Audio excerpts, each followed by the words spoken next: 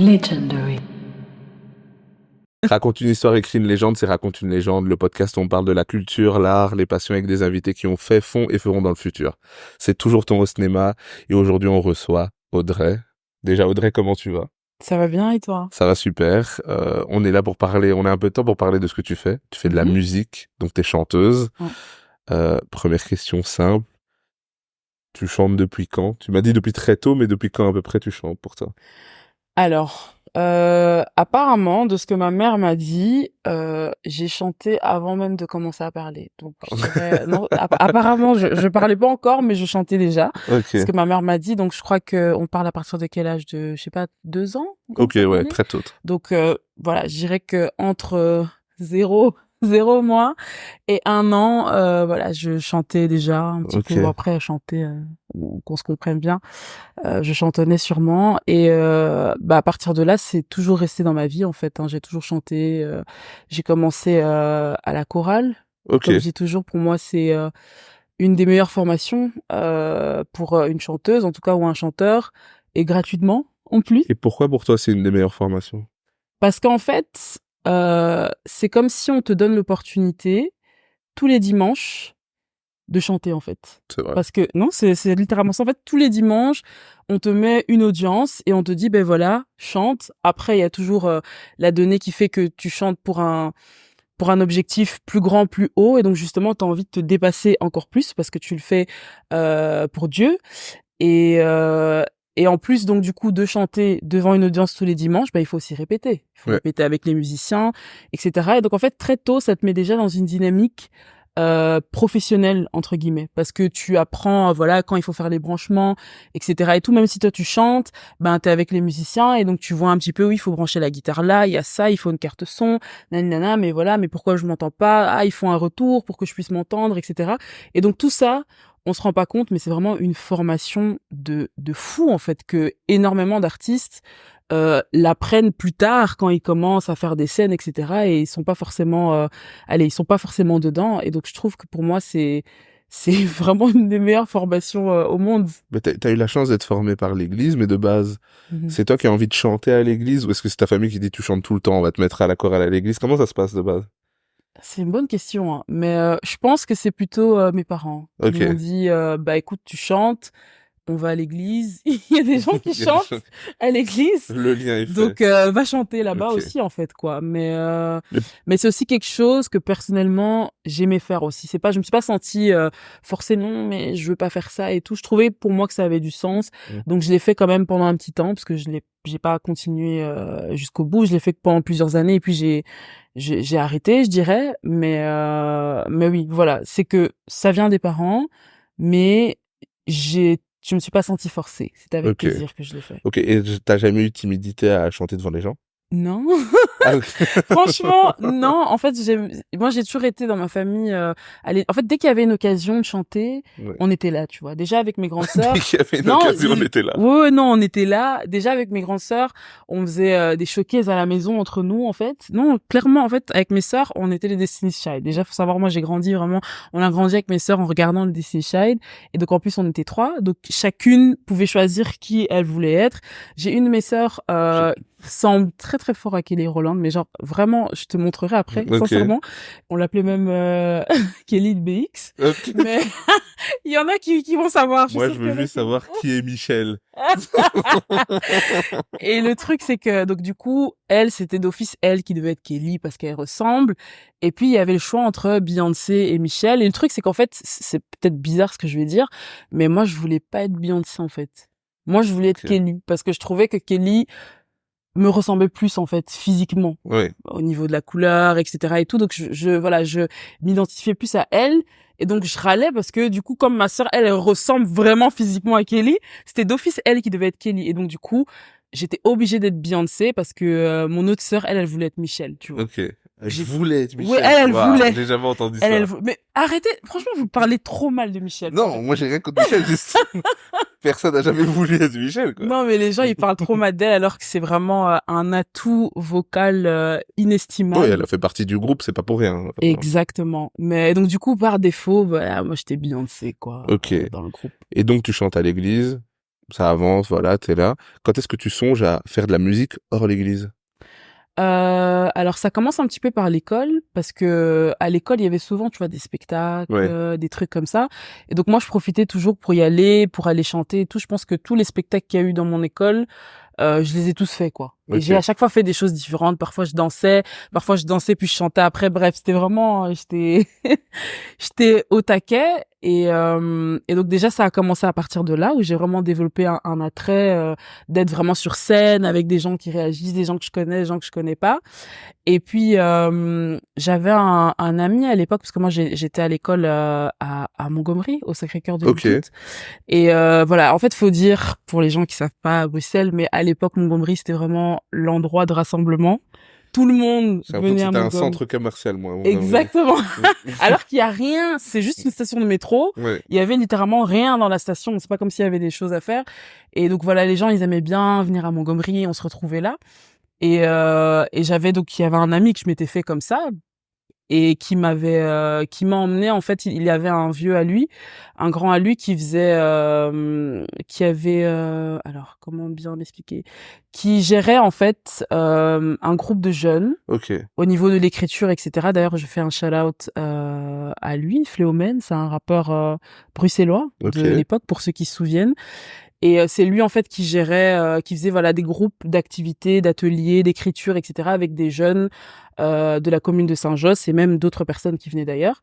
Et donc j'avais un ami que je connaissais qui m'a dit bah écoute toi, je sais que tu chantes et tout, viens, ça pourrait être intéressant pour toi, etc.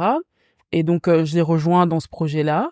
Et j'étais la seule chanteuse du coup parce Ok. que j'étais entourée en fait de rappeurs. Il y avait que des rappeurs.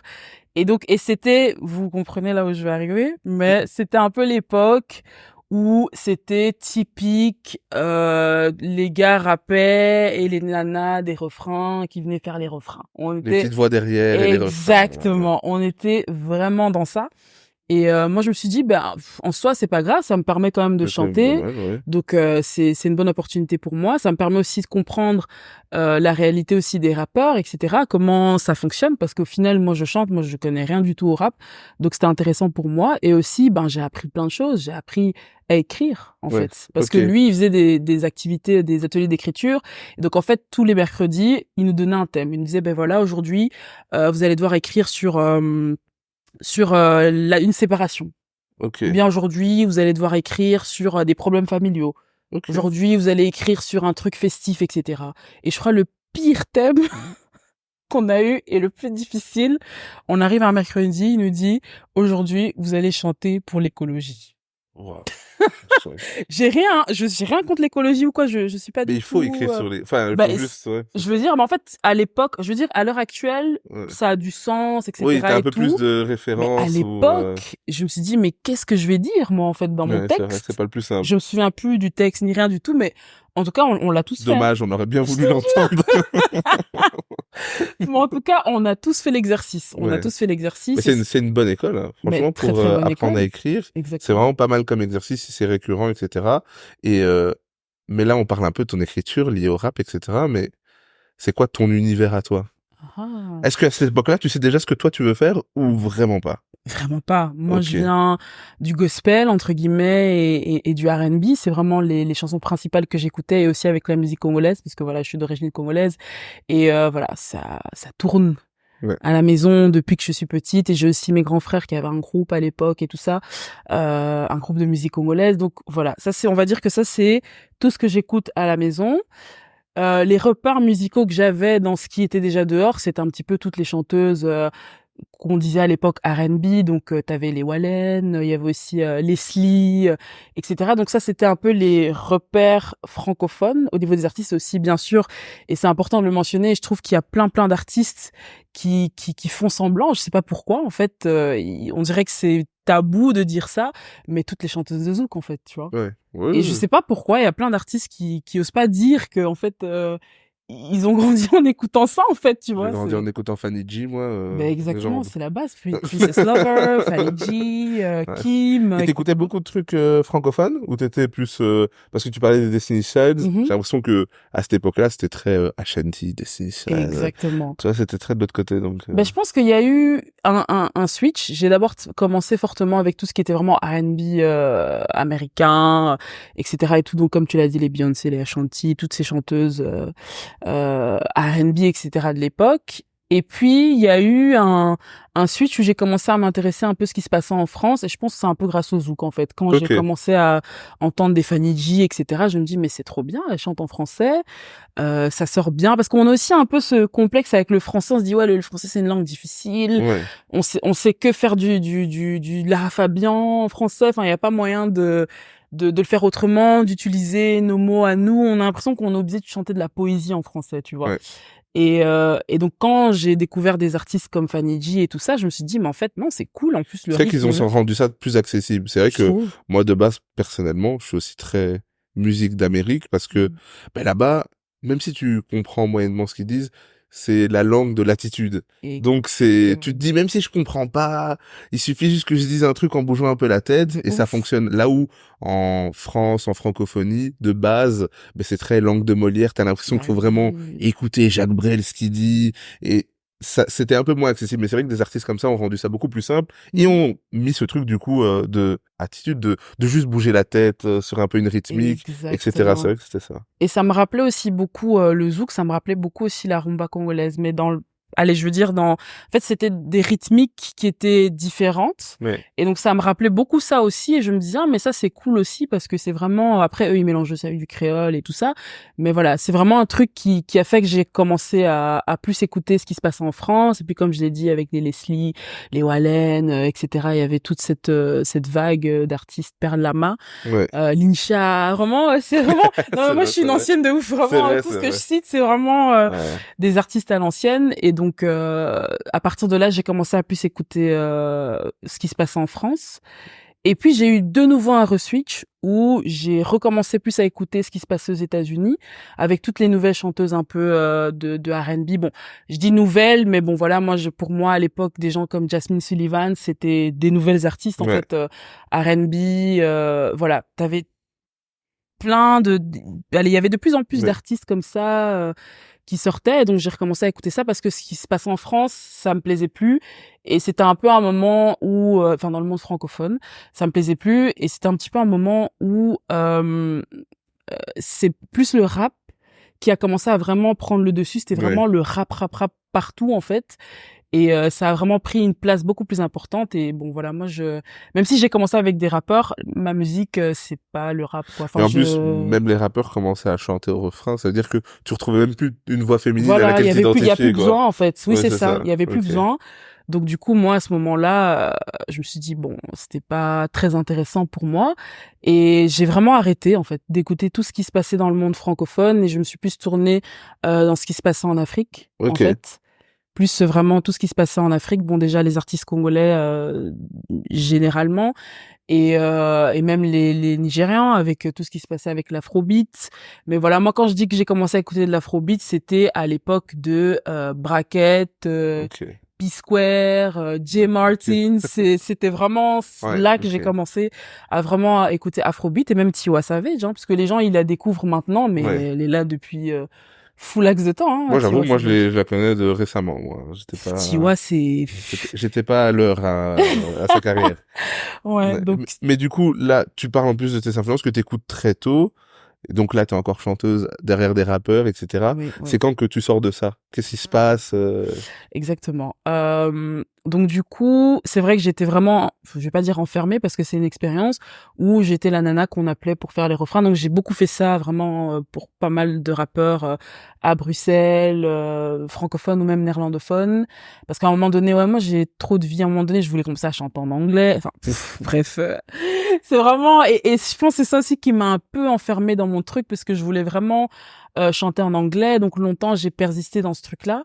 Et puis j'avais en fait donc du coup quand je faisais des scènes, je faisais que des covers. Pourtant j'avais des chansons que j'avais écrites en anglais ou en français, mais bon voilà, je les chantais pas ouvertement. Et aussi j'avais la difficulté parce qu'en fait le style musical que je voulais avoir, il y avait pas de studio en fait à Bruxelles pour moi qui faisait en fait ce que je voulais faire. Ok. Donc moi j'avais vraiment ce délire de vouloir mélanger tout ce qui était un petit peu afro avec vraiment l'ascension de l'afrobeat. Je me suis dit mais pourquoi pas mélanger un peu tout ce qui est afro, etc. et tout, mais c'était avec l'anglais que je voulais faire. Oui, J'avais pas encore l'idée avec le français, mais je me disais où est-ce que je vais aller à Bruxelles en fait?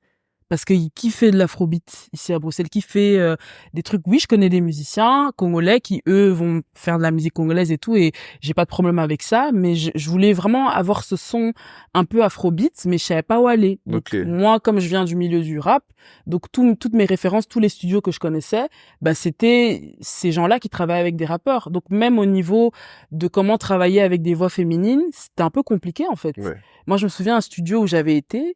Et je lui dis oui, je dis au gars, ouais, est-ce que t'as un correcteur? Donc en fait, un correcteur, c'est pour juste un petit peu mettre un effet qui fait que ça corrige un peu la voix. Et le gars, il me dit non, c'est quoi?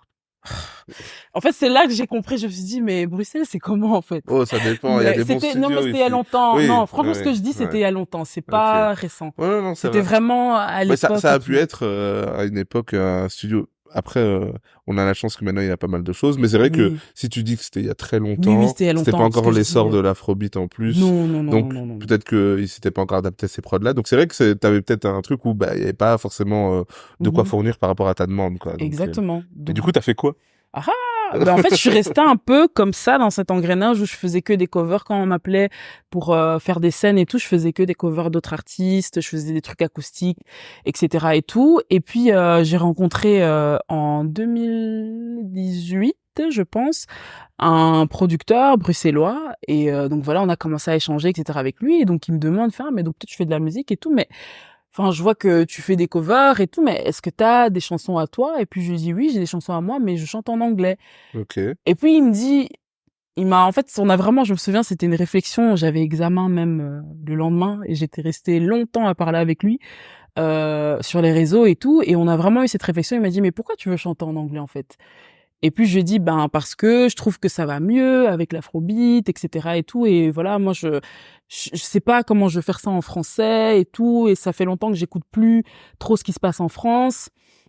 Donc et à ce moment-là, Taiki, il était tout doucement en train de monter. Mais c'est vrai que je lui ai dit, mais c'est vrai qu'il y a un gars là comme ça que j'aime bien ce qu'il propose en français et il me donne envie de réécouter des trucs en français. Mais le truc c'est que c'était un peu le seul à faire ce qu'il faisait, tu vois.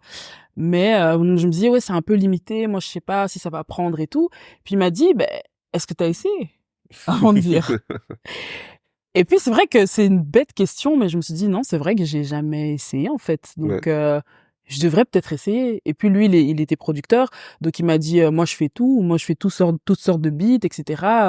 Je suis pas cantonnée parce que je lui parlais aussi du fait que j'avais des difficultés à trouver des producteurs, des beatmakers qui faisaient ce style-là, donc fallait aller sur YouTube en fait, aller chercher sur YouTube, acheter, etc. et tout. Mais bon voilà, c'est compliqué. Parfois c'est pas ta gamme et tout. Enfin bref, c'est un peu chaud. Et donc c'est à partir de là que je lui ai entre guillemets laissé une chance de me convaincre et j'ai commencé à travailler avec lui et on a commencé à travailler sur des textes à moi et tout en français, sur des rythmiques un petit peu afrobeat et on essaye un peu, tu vois, toujours de trouver, tu trouves un peu ton univers et c'est à partir de là qu'on a commencé. Et donc voilà, jusqu'aujourd'hui je travaille avec lui et d'autres personnes aussi, mais voilà, je pense que c'est vraiment le déclic, ça a été en 2018 en fait. Et donc là maintenant tu te sens à l'aise avec la musique francophone, donc à écrire en français. Exactement, parce qu'en fait c'est comme si j'ai commencé en français avec les rappeurs, ensuite j'ai switché en anglais. Et c'était aussi un peu parce que j'étudiais les langues aussi à l'école et donc j'étais beaucoup plus à l'aise avec l'anglais. Et puis en fait, je suis retournée au français alors que de base, en fait, c'est par le français que j'ai commencé. Mais voilà, il fallait un peu réadapter parce que aussi l'afrobeat, c'est les rythmiques un peu africaines ou afrobeat, c'est différent. Donc tu peux pas forcément tout le temps faire des longues phrases. Enfin, donc il faut une écriture différente en fait, tu vois. Et ça aussi, ça a été tout un processus où il fallait essayer de se réhabituer. Donc c'était quand même quelque chose de nouveau en fait. Donc là, vous travaillez sur ces textes-là. voilà, tu sais que tu veux chanter en français. Quand est-ce que tu te dis, bon, là, j'ai envie de sortir quelque chose, j'ai envie d'aller enregistrer et sortir quelque chose? T'as jamais sorti quelque chose seul, du coup, au final. T'as toujours été avec les rappeurs, puis t'as travaillé en anglais, t'as travaillé un petit peu ça, mais voilà. Et maintenant, enfin, t'es à un moment où t'as quelqu'un qui t'aide, tu sais que tu veux chanter en français, t'as peut-être trouvé enfin quelques personnes qui peuvent avoir une prod intéressante. Quand est-ce que tu te mets à te dire, je vais sortir quelque chose? C'est du coup, fin 2018. Après avoir rencontré ce producteur-là, on arrive à un moment où ça fait un petit temps qu'on bosse ensemble, on fait des petits trucs, etc. Et je dis bon, et c'est comment on sort un morceau ou enfin voilà. Donc moi je me souviens à cette époque-là, j'avais des idées, je voulais faire des capsules et tout. Mais en fait, tu vois, quand tu commences, t'as plein d'idées, mais tu sais pas ce que ça demande. En fait, c'est ça, c'est un truc que j'ai dû apprendre, c'est que souvent les artistes, on regarde beaucoup ce que les autres y font, mais ces gens-là, ces artistes qui sont hyper connus, etc. et tout, ils ont des équipes de ouf, tu vois. Ils ont des équipes de malades derrière, etc. Toi, toute seule, tu vas pas forcément arriver à ce résultat-là. Il faut vraiment qu'il y ait beaucoup de gens autour de toi qui t'aident. Et donc, moi, j'avais cette idée, je voulais faire des capsules, machin, sans savoir ce que ça demandait. Mais bon, on a commencé comme ça, tu vois. Donc, on a commencé avec un premier son qui est très court. Et donc, c'est pour ça que le premier morceau que j'ai sorti sur les plateformes, c'est un morceau qui est vraiment pas long. Je crois qu'il fait 1 minute 50 ou un truc comme ça. C'est vraiment une chanson très courte parce que j'avais vraiment l'objectif de faire ça vraiment capsule, en fait, tu vois. Et donc, on sort ce morceau-là en 2019, je crois de fin 2019. Et à partir de là, c'est là que t'es vraiment confronté. Tu fais ta première sortie, comment gérer, comment faire la promo. Et à cette époque-là, vraiment, moi, tout ce qui était com et tout, j'étais pas du tout... T'as juste sorti le son. J'ai juste sorti. Pour moi, je me suis dit, je vais sortir ma chanson, les gens vont écouter. C'est comme ça. C'est là. C'est là. Allez-y, maintenant. Trouvez, allez écouter. Allez trouver et écouter. Moi, pour moi, c'était ça, tu vois. Donc, j'ai été vraiment grosse désillusion. Sorry. Grosse désillusion. Quand je me suis rendu compte que non, en fait, il fallait faire de la promo, etc. Puis tu commences de plus en plus aussi à t'entourer de gens qui sont en com et tout, qui te disent mais non, mais ok, c'est bien, t'as sorti ton single, mais tu sais que tu dois faire de la promo, tu sais que tu dois faire ceci. Enfin voilà, il y avait plein de choses. J'étais pas au courant, je savais pas. Et donc comme je te disais tout à l'heure, en fait, c'est à force de sortir des singles que tu comprends.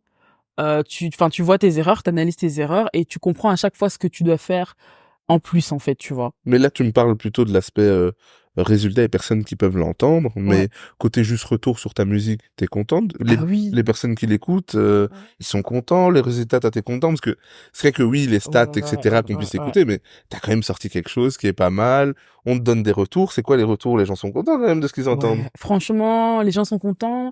En fait, t'as une partie des gens qui me découvrent et qui me disent, tiens, c'est spécial, j'ai jamais vraiment entendu parce que même au niveau de la prod, comment on avait travaillé et tout, c'était vraiment quelque chose un son qu'il y avait pas à ce moment-là, en fait, tu vois. C'était plein d'influences, mais c'était assez différent et en plus c'était court et je crois qu'on n'était pas encore dans l'ère où les morceaux étaient courts, etc. et tout. Donc c'était un peu je dirais très différent à un moment où les gens sortaient des choses autre chose et donc t'avais des gens que je connaissais pas qui découvraient ça, qui disaient non, c'est vraiment pas mal du tout, j'aime bien. Et puis t'as d'autres gens qui me connaissaient déjà parce que voilà, je chantais et tout, qui étaient contents en fait pour moi, qui se disaient mais enfin elle a sorti son single, enfin elle sort son single à elle, c'est elle, Audrey, et on aime bien en plus ce qu'elle propose, et donc continue, en fait, il faut vraiment que tu continues. Moi-même, je suis fière de moi, tu vois. Bah ça fait longtemps. C'est ça, c'est le principal. Pour ça, je tenais à le dire, parce que tu me parles des résultats et de la com, mais c'est vrai que c'est vrai. Après, c'est bien d'avoir la vision de la suite, mais faut des fois aussi savoir s'asseoir et se dire, j'ai fait quelque chose, j'ai sorti quelque chose qui existera pour toujours. Exactement. C'est déjà pas mal, quoi. Ça, c'est vrai. Et non, je suis très fière de moi. C'est un morceau que j'ai écrit toute seule, etc. et tout. Donc, allez, vraiment, j'ai mis beaucoup d'énergie là-dedans et tout ça. Donc, je suis fière de moi. Je suis contente. On a sorti un morceau. C'est trop lourd, en fait. C'est vraiment ça. C'est trop lourd. J'ai mon premier morceau dehors. Et du coup, t'en sors après d'autres, voilà, c'est ce que tu m'expliques. Tu te rends compte que voilà, cette idée de capsule, c'est intéressant, mais c'est peut-être pas fait pour toi en termes de là où tu vas aller, c'est pas, etc. Donc, t'en sors combien avant de changer de stratégie là? Donc du coup, en fait directement dès la première, j'ai compris Ok. que que ça allait pas. En fait, quand j'ai vu que dans la même année, j'arrivais pas à sortir, je me suis dit bon, OK, je crois que les capsules, en fait, j'avais pas compris que quand tu te lances dans un truc comme ça veut dire que les morceaux tu les as déjà fait avant en fait, tu vois. Ouais. Moi, je me disais non, on fait au final non, c'est pas comme ça. Ouais. Donc ça fonctionne. D'abord, t'as déjà les morceaux qui sont prêts et puis tu lances en fait tes capsules. En tout cas, je pense que c'est la plupart des gens fonctionnent comme ça. Donc très rapidement, je comprends qu'en fait non, on va juste sortir des singles en fait quoi. On essaie Ok. de sortir un maximum de singles et puis on verra. Donc on est vraiment rentré dans cette je dirais dans Ok. cette stratégie. T'as toujours travaillé avec la même personne, la même équipe, si je peux dire? Oui, Ou en fait, ça a vraiment évolué. Je dirais que j'ai commencé avec un producteur. D'ailleurs, je le fais un big shout out, Japrod. Ok. Donc j'ai commencé d'abord avec lui, juste avec lui en fait, dans son petit studio là, on travaillait juste ensemble. Et puis au fur et à mesure en fait, il y a des gens qui se sont ajoutés, il a changé de studio, donc du coup voilà, moi aussi je suis partie là-bas et là-bas il y avait d'autres personnes, des ingé sons, d'autres producteurs et en fait c'est de fil en aiguille, je dirais qu'on a peut-être commencé à 2 et puis l'équipe en fait c'est agrandi quoi. Mais c'est vrai Ok. que en tout cas tous les morceaux que j'ai sortis pour le moment c'est toujours avec les mêmes personnes. Ok. Moi, j'ai écouté un peu tes différents singles. Est-ce que toi, t'as un son préféré?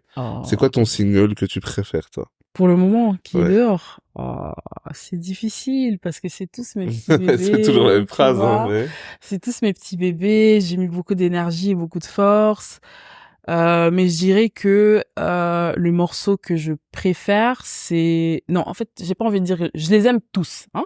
Qu'on Celui avec s'entende lequel t'as bien. un affect Qu'on spécial. s'entende bien. J'aime tous mes morceaux. Je suis ma fan numéro 1 de mes morceaux et de ma musique et il faut l'être parce que Ouais. si toi t'es pas Ah fan ouais. d'abord, voilà, ça va être compliqué. Mais j'aime tous mes morceaux, mais je dirais que le morceau dont je suis le plus fier pour le moment, c'est Sans toi. Donc c'est le dernier morceau que j'ai sorti en Ok. décembre 2023 Ok. parce que c'est un morceau où j'ai dû vraiment être challengée en fait, vocalement, etc. Et même l'histoire du morceau. Comment est-ce que le morceau il est né? Il est né dans une résidence. Et c'était la première fois de ma vie en fait que je faisais une résidence artistique. Donc sur 3 jours, on a pris 3 jours où il y avait plein de producteurs qui venaient. Et donc l'objectif de la résidence, c'était que on sorte le plus de morceaux possible en fait. Et donc cette résidence, ça m'a permis vraiment de me découvrir, de faire même des styles qui sont pas mon style. J'ai fait des morceaux électro et tout. Enfin C'est bien, ça. c'était drôle. Franchement, c'était chouette. Et de cette résidence est sorti en fait ce morceau-là. Et en plus, c'était vraiment genre le dernier jour de la résidence Ok. à 23h. Enfin, tu vois, vraiment, où tout le monde était épuisé parce que ça fait 3 jours qu'on est là, on dort pas, etc. Mais on sort ce morceau-là le dernier jour de la résidence. Et c'était un morceau qui était... Donc ça, c'est le premier point. Donc au niveau du processus. Donc ça, c'est cool. Et le deuxième point, c'est au niveau vocal, parce qu'en fait, moi, je me considère, là, on va rentrer un peu dans des techniques et tout, tu vois. Mais moi, je me considère comme soprano au niveau de ma Ok. voix, donc j'ai une voix assez aiguë quand je chante, parce que c'est toujours comme ça, en fait, que j'ai chanté. Et ce morceau-là, c'est un morceau qui est beaucoup plus bas, en fait, tu vois, où il faut chanter en alto. Et donc, moi, j'avais pas l'habitude à ce moment-là, puisque maintenant, je me suis améliorée, mais à ce moment-là, j'avais vraiment pas l'habitude de chanter aussi bas. Et en fait, tout le monde au studio me disait, mais meuf, il faut que tu continues comme ça. Pourquoi tu veux seulement chanter en haut, là, et Ouais. tout? C'est bien, et tout. Il faut que tu chantes comme ça aussi, ça donne bien, et ça montre que t'es agile aussi vocalement. Mais moi, j'avais vraiment du mal, en fait, au début. Mais moi, j'ai pas l'habitude de chanter comme ça. Et donc, c'est un morceau, avant de l'enregistrer, où j'ai vraiment fait des coachings vocaux, etc. et tout, pour être beaucoup plus à l'aise avec ma voix. Et puis, j'ai enregistré le morceau et on a fait un travail de ouf au niveau des voix. Enfin, c'était vraiment un morceau où c'était pas que moi, on a travaillé vraiment à plusieurs sur ce morceau-là. Et je pense que tout le monde s'est un peu dépassé, en fait, Ouais. dans le processus. Et donc, Sur c'est le pour ça que, dernier jour, sur le fil. ouais, voilà. Justement, c'est toujours ça, un peu on travaille, c'est dans les retranchements qu'il y a quelque chose de spécial qui sort, Exactement, quoi. exactement. Ok, c'est cool. Mais du coup, ça, c'est ton dernier single. Mais du Ouais. coup, j'en reviens à la question que je peux te poser un peu en off. Mais c'est quoi la suite pour toi, du coup? C'est quoi qui... T'as sorti plusieurs singles. Mhm. Là, t'as sorti des singles, donc t'es très fier. Est-ce que t'as, parenthèse, est-ce que t'as beaucoup de visuels, des clips? J'ai 2 ou 3 visuels sur YouTube. Ok. Ouais, je pense, j'ai pour chaque morceau, en fait, j'ai un visuel, sauf le dernier. Ok. Et d'ailleurs, non, je vais rien dire. Ah, je crois qu'on peut s'attendre à un visuel. Non, Même pas? j'ai rien dit. Mais oui, j'ai un visuel pour chacun des morceaux, et même si c'est pas un visuel clip, j'ai une version acoustique Ouais. d'un morceau que j'avais sorti Ok. aussi. Et du coup, la suite, là, qu'est-ce qui se passe pour toi? Ben, plein de choses, plein de choses. Je pense qu'on est vraiment dans un truc où on prépare toute une série de choses. Non, il y a des singles qui arrivent. Voilà, j'ai pas trop envie de parler. Moi, j'aime pas, tu vois, trop dire et tout. Puis tu vois, il y a des haineux aussi, des gens Non, mais la question, qui veulent allez, pas. sans Donc trop j'aime en pas dire, dire, tu c'est vois. plus savoir, est-ce que on s'attend à ce que tu ressortes d'autres choses rapidement? Bien sûr. Est-ce que là, justement, tu prends un peu de temps pour sortir quelque chose de plus gros? C'est juste l'idée de savoir à quoi un peu s'attendre. Oui, franchement, on peut s'attendre à plusieurs choses Ok. qui vont arriver. Ouais, c'est vraiment ça. On peut s'attendre à plusieurs choses qui vont arriver cette année. En tout cas, si tout se passe bien, mais normalement, ouais, il y a pas mal de choses dans le four et qui sont un peu à la fin. Ok. Donc, ouais, il y a des sorties qui arrivent et des visuels et plein de trucs. Ok, j'ai une dernière question, c'est, j'ai écouté tes singles, est-ce que t'as des featuring de prévus? Parce que tu chantes seul, du coup, pour l'instant? Bah, j'ai fait dans un de mes morceaux, Oui, j'ai un t'as fait un feat, feat. avec Stone. Mais non, moi, les collaborations, moi, j'aime bien, hein, collaborer avec les Ok. autres artistes, j'aime beaucoup.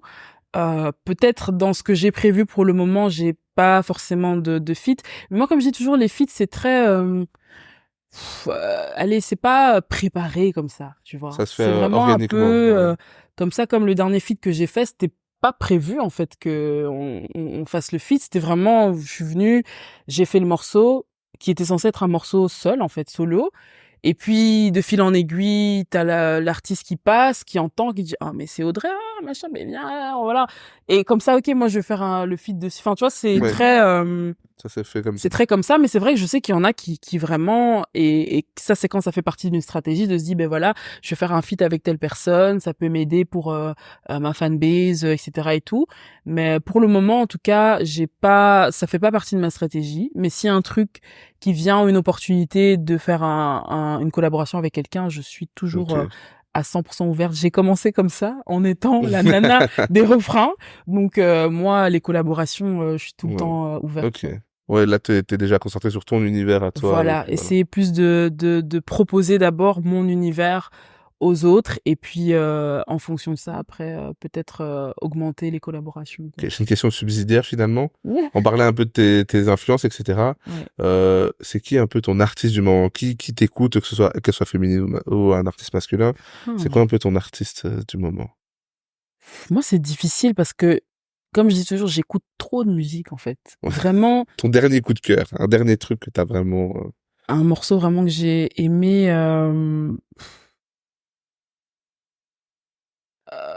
Là, son cerveau il fuse, là. Il y a trop d'infos. Il y a trop, je suis en train de voir vraiment un morceau, j'ai peut-être écouté 50 fois d'affilée ces derniers jours. Franchement, ces derniers temps, j'écoute beaucoup de compas, donc je vais Ok, parler plutôt en général. Il y a pas un artiste qui m'a ok, vraiment, mais j'écoute vraiment beaucoup de compas pour ces derniers temps, et encore plus de rumba congolaise aussi ok. qu'avant. Donc je sais pas. En tout cas, c'est vraiment ça que j'écoute le plus pour le moment, mais j'ai pas vraiment un artiste que je peux dire que oui, j'écoute vraiment tout ce qu'il fait ou tout ce qu'il propose. Après, si je peux citer quand même un artiste que j'aime beaucoup, c'est quand même Taiki. Ok. Et voilà, j'écoute quand même assez souvent T'as bien aimé son les album morceaux avec qu'il met. Zadju? T'en as pensé quoi? Oui, en fait, non, non, en fait, pour moi, c'est vraiment pas un album qu'ils ont fait à la va-vite. C'est Ouais. vraiment un album où ils ont pris le temps de proposer du chant. Et je t'avoue que moi, j'avais un peu peur au début. Ce projet, même la collaboration, j'étais un peu en mode, mais pourquoi ils font Ouais. un album commun? Moi, je suis toujours un peu sceptique avec ces choses-là. Et vocalement, je trouve que tous les deux, ils ont vraiment, bon, Taiki on connaît, mais je t'avoue que Dadju, moi j'avais un peu des réserves, je savais pas Ouais. comment ça allait sortir et tout, mais il m'a vraiment surpris, je t'avoue qu'il m'a vraiment surpris. Et non, je trouve que c'est un bon projet, Ok. c'est un bon projet. Et les invités surprises et tout ça, tu vois, Ouais.